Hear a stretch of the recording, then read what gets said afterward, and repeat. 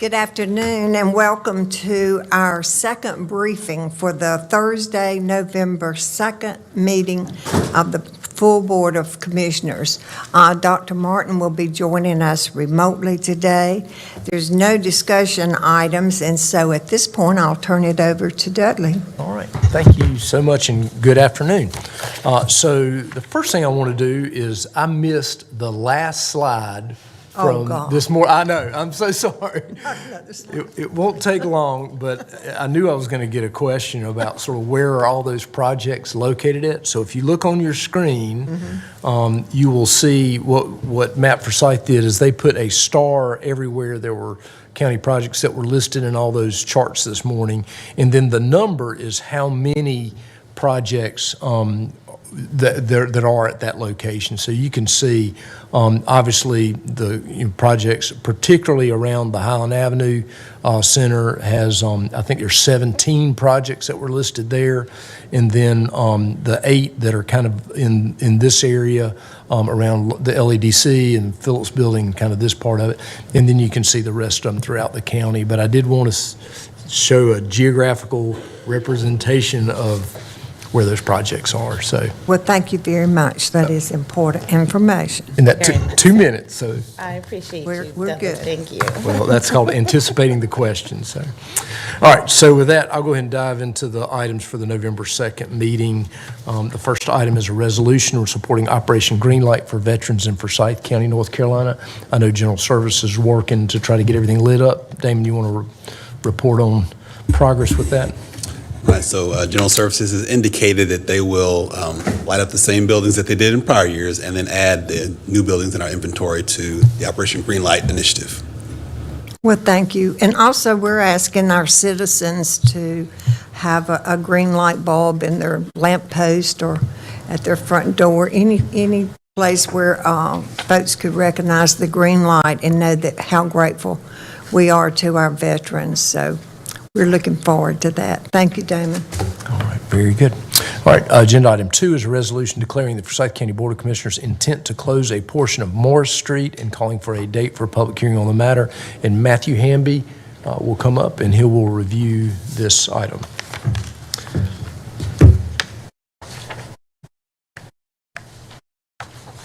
Good afternoon. Good afternoon.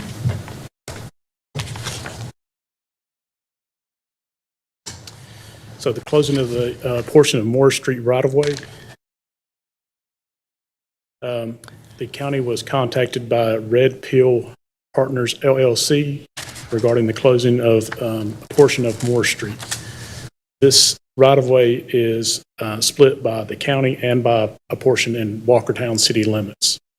The request that they have is for development purposes, and the public hearing date will be December 7th. In this map, you can see where that portion of the right-of-way divides their two parcels. It's one parcel of land, but that right-of-way cuts the portion east and west there. In this map, you're able to see that the southern portion is in the unincorporated area for Forsyth County. There's a section that's in the northern section of that right-of-way, which is in Walkertown incorporated city limits. They have a survey showing this, and I'll zoom in on that area there, and so you can see that there's approximately 453 feet of that right-of-way falls in the unincorporated area, and 145 feet, again, is in Walkertown town limits. I'll be happy to try to answer any questions you may have regarding the closing of this right-of-way. Are there questions? It won't interfere with access to anyone. No, sir, it's not developed. Has Walkertown taken action on their portion yet? They've been contacted. Yes, sir. Okay, so they'll take a similar action, Yeah. presumably. Yes, sir. Would it make sense for us to do it after them? Because it would be odd if for some reason they would not, and then you would have a section of, well, I guess it wouldn't matter because we would just be closing it in our Yeah, section. it's undeveloped land, and it wouldn't serve as access for anyone. So Gotcha. neither portion, either what's in Forsyth County or in Walkertown, is developed or serves for anyone's access other than Red Pill Partners LLC. Other questions? Thank you. All right, thank you, Matthew. All right. Agenda item 3 are approval of minutes for the meeting of October 19th, 2023, and those are probably forthcoming. They were sent out. Sent out already. All right, so you should have those. Thank you, Ashley.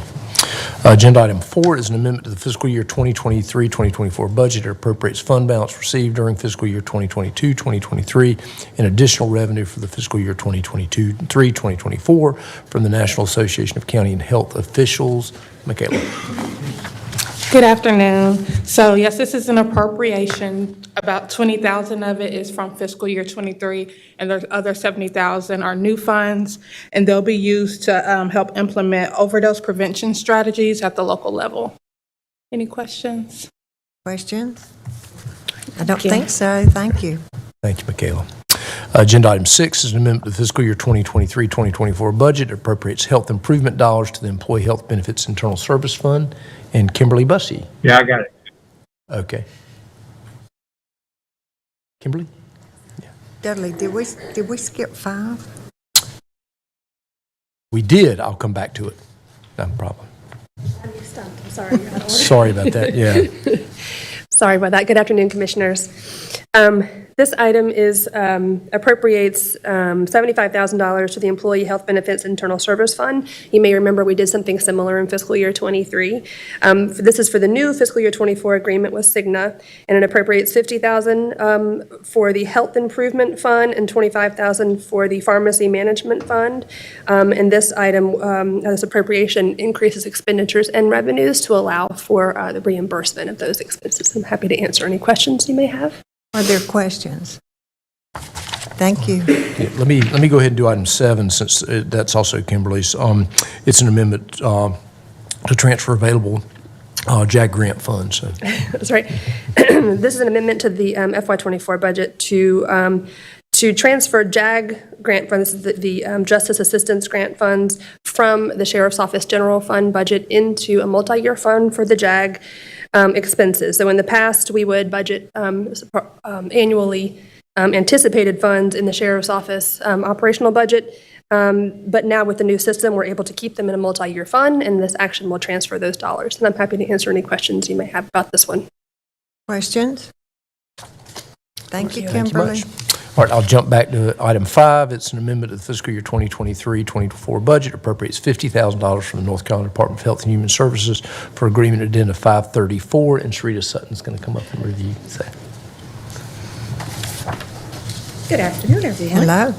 This item is to request appropriation of the funds for additional $50,000 from the North Carolina Department of Health and Human Services to the Forsyth County Department of Public Health for the use of the monkeypox education and outreach and the vaccine referral services to those at high risk for HIV and STIs. Questions? Thank Thank you. All right, thanks, Sharita. All right, agenda item 8, with your contractual matters, agenda item 8 is a resolution adopting a memorandum of understanding for transportation planning for the High Point Metropolitan Planning Organization.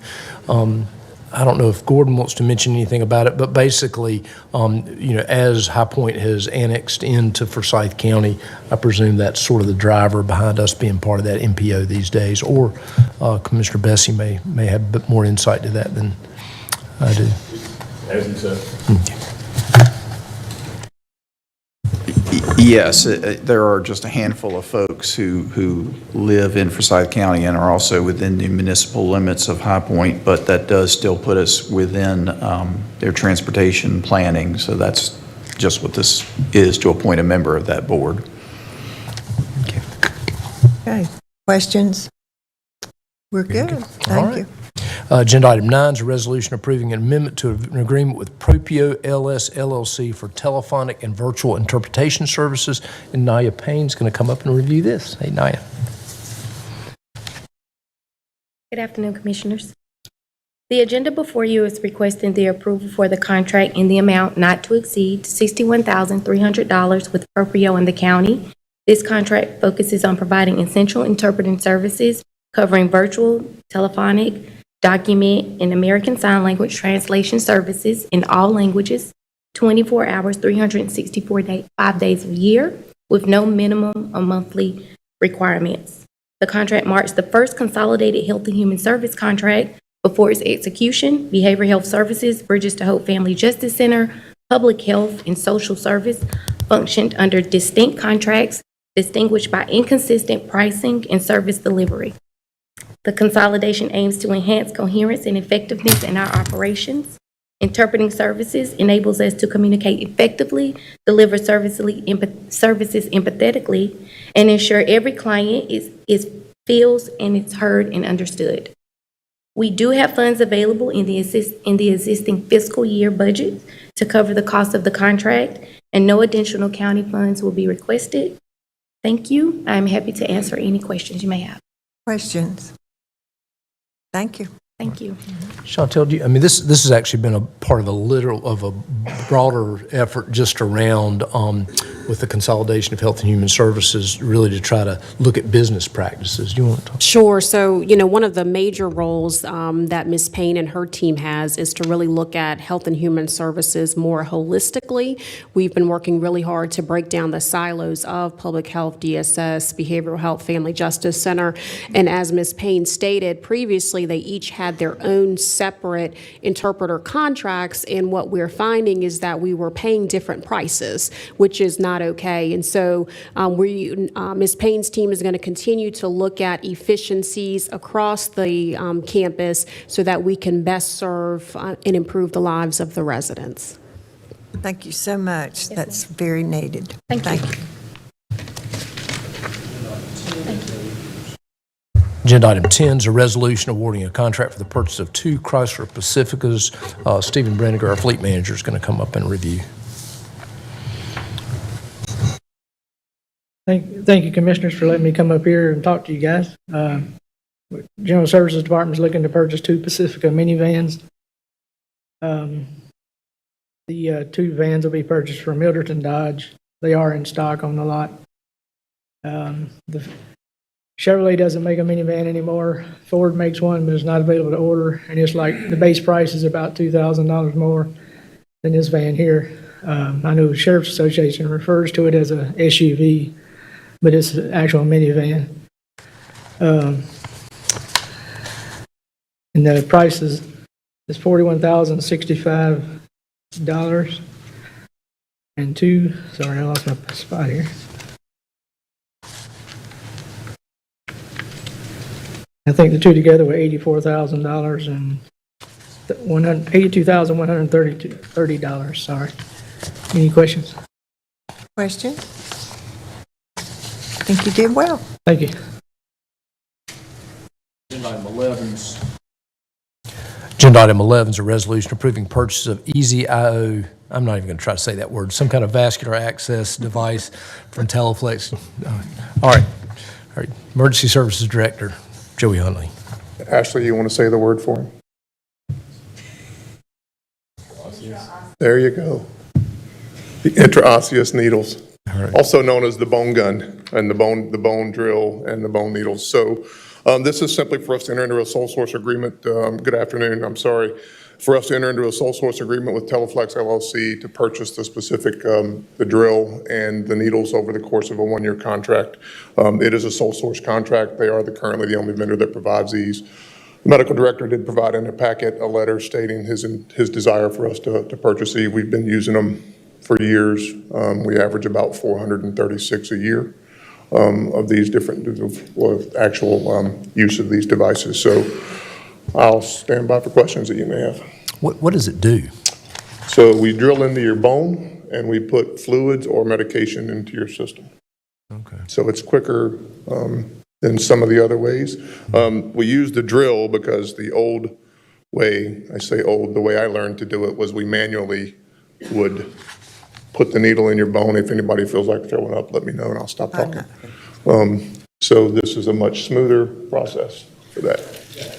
You're bound to have something pretty bad you don't do that for a headache, I'm sure. So we'll do it for a lot of things that you don't realize we do. If we can't get an IV on you, it's a quick way to get fluids into you. We'll give you a little numbing agent in the area, tell you to turn your head, and away we'll go. Wow. It's quick and fairly painless. That's hard to believe that it would be painless. questions?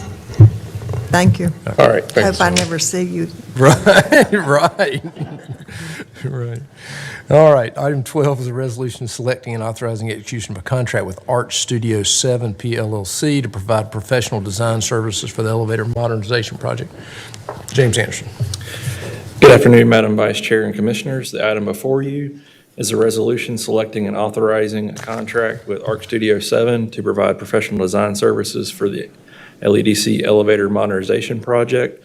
Due to the interface of the elevators with mechanical, electrical, plumbing, and life safety systems, statutory requirements for sealed plans and specifications, DHSR requirement for sealed plans and specifications for review and approval by the jail inspector, and the specialty nature of elevator systems, professional design services are needed for this project.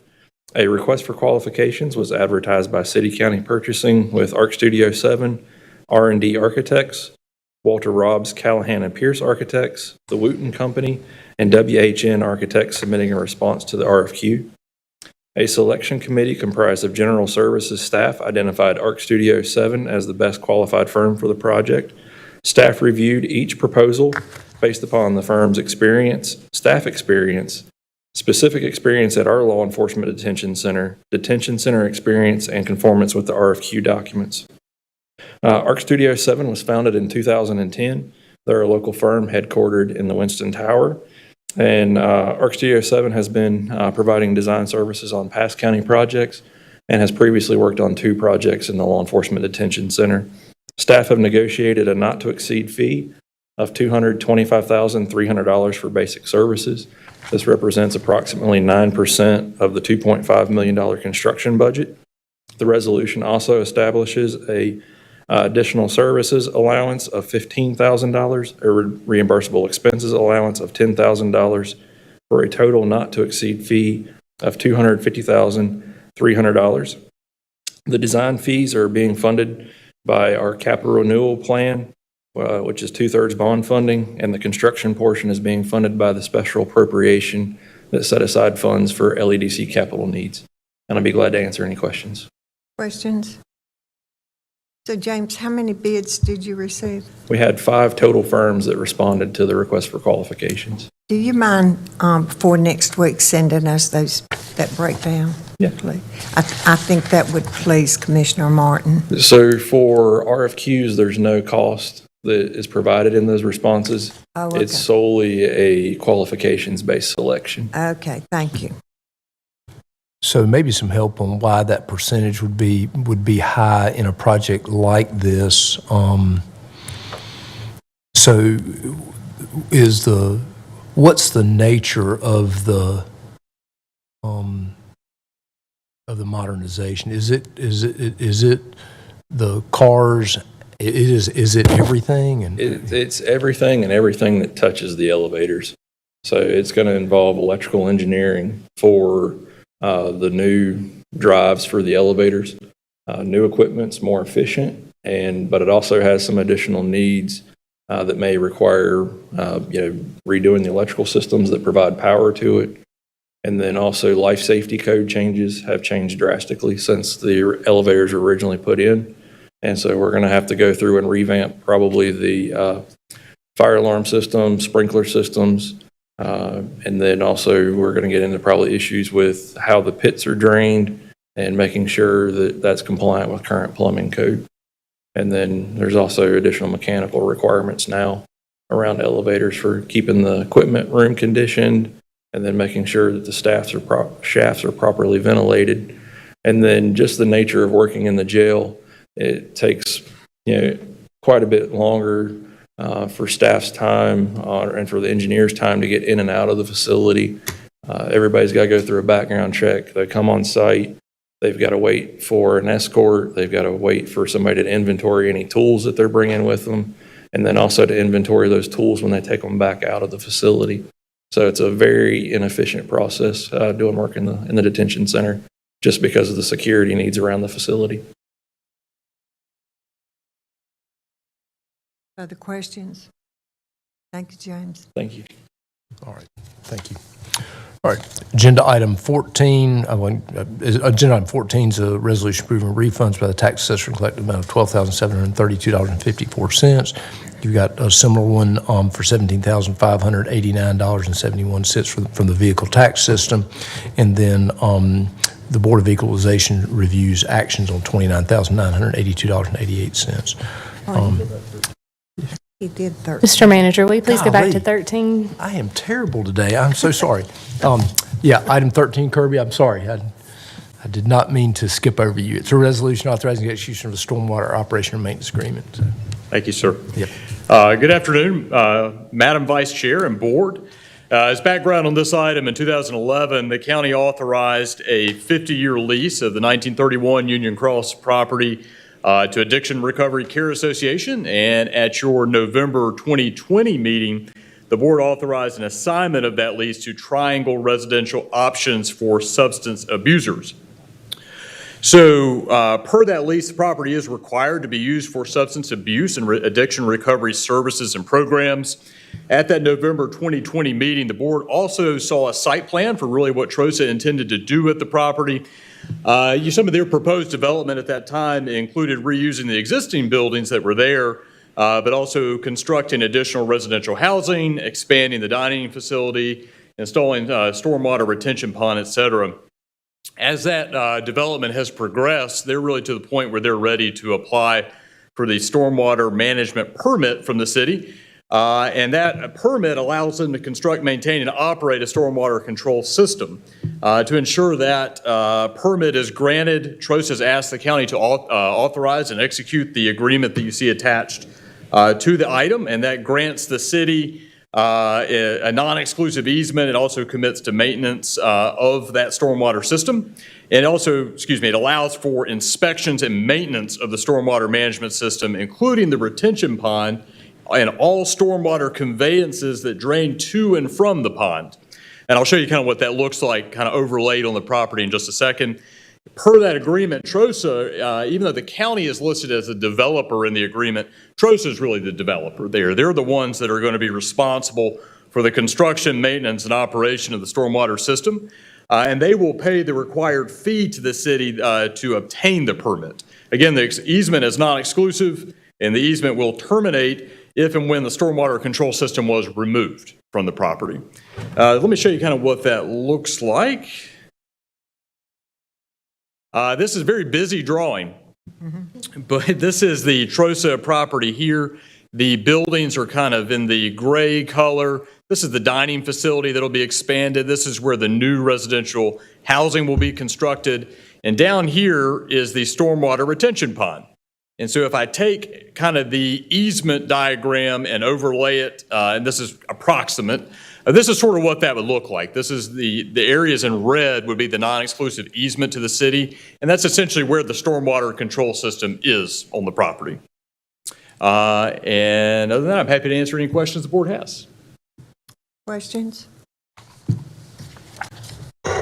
Kirby, I don't have a question for you, but Yes, I was ma'am. wondering if maybe Chantel could give us an update on TROSA, where they are now, and if they have if they have folks on campus and whatnot.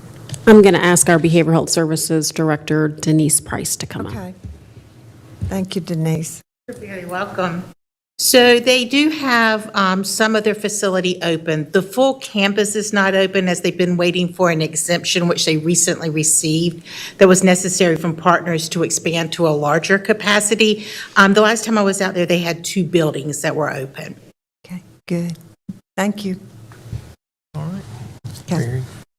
All right, and then the last item is a report. It's an additional report to the Board of Commissioners from the Opioid Settlement Stakeholder Committee regarding the collaborative strategic planning process for Forsyth County's expenditure of opioid MOA settlement funds. Denise will handle that one too. So you probably remember, you've heard this a couple of times already, right? We did a report, and then we revised the report, we sent it to you again. So that report was submitted to the state, and the NC Department of Justice did ask for some additional clarification. The good news is, what they asked for clarification on, we had asked our stakeholder committee to actually document in writing. So it was very easy to provide additional details that they needed. But prior to that being submitted to the state, you will need the opportunity to review that. So specifically, there's a stakeholder group that comes together. They have a list of things that they have to accomplish and look at. 2 of those items were noted in the report, but not with a lot of detail. So now you have a lot of detail about those. Specifically, it's item K, ways to align strategies, and item L, identification of organizations. So for each strategy that the group thought would be a good idea for our community, they were to look at these and other elements. This is about a year old, so you may look at this and think, there's someone missing, or maybe this company doesn't exist anymore. So things have changed. It's a point in time. What I can tell you is that we continue to look at this on a routine basis. We find more and more opportunities to braid funding. We are finding more and more things that do not require funding. It really just requires connection, which I think is the real beauty of what's happening with the settlement. I'd be happy to answer any questions. Questions? Thank you. Thank you. Thanks, Stacy. All right.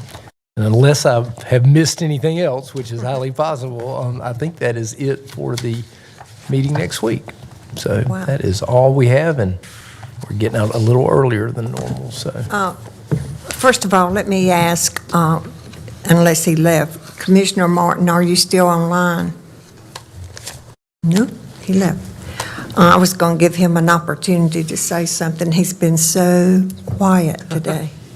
Next week, if it's okay with you all, could we start the meeting at 12 to have a closed session on personnel, and then we'll come back in here at 2 for our regular session? Does that work for you all to do that? I guess so. Okay. Is that okay with you, Richard? I set my schedule by the county. Okay. Could I have a motion to adjourn? Well, Gloria, before you do that, I just wanted to just bring to your attention, since we're talking about calendars, we have a listening session scheduled for November the 15th. That's that Wednesday. However, I think that the Winston-Salem Business Inc. has the State of Education going on at the same time. So I know we've done a lot of work around trying to make these listening sessions happen. But I think we have somewhat of a conflict, so if we could look at that. I think there's an opportunity to change that date. Or Yes, that's up to the board. It's your meeting. I'm happy to change it to any date that works for the board as a whole. I'll look to my colleagues as well to just kind of see how important either or is. Decline the invitation to the other event based on You the did. fact that we had to. Okay, fair enough. I plan to attend the luncheon, so. Listening session. Okay, fair enough. Nevertheless, just avoid everything that I've just said. Thank you. Thank you. Got that worked out. Okay. Could I have a motion to adjourn? So moved. Motion by Commissioner Linville and second by Commissioner Bessie. All in favor, say aye. Aye. We're adjourned.